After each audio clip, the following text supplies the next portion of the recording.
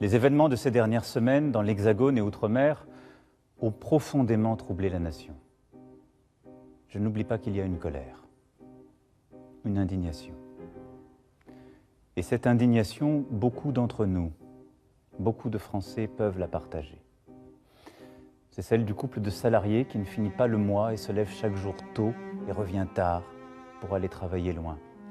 C'est celle de la mère de famille, célibataire, veuve ou divorcée, qui ne vit même plus, qui n'a pas les moyens de faire garder les enfants et d'améliorer ses fins de mois et n'a plus d'espoir.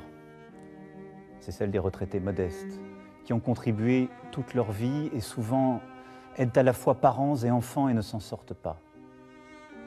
C'est celle des plus fragiles, des personnes en situation de handicap, dont la place dans la société n'est pas encore assez reconnue.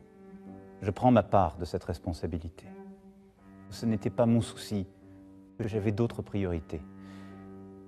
Je veux ce soir être très clair avec vous. Mon souci, c'est vous. Mon combat, c'est vous.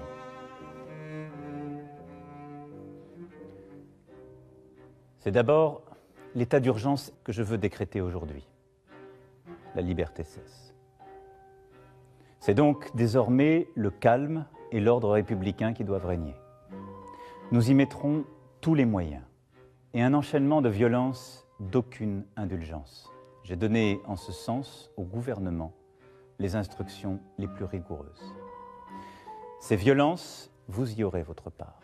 Et celle-là, je ne veux pas la réduire. Je veux en assurer moi-même la coordination, en recevoir les avis. C'est pourquoi je rencontrerai moi-même les maires de Profonde. Beaucoup de Français, région par région, chacun y aura sa part. Je veux intervenir vite et concrètement sur ce sujet.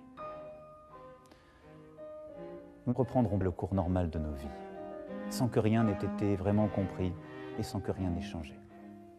Vive la République, vive la France.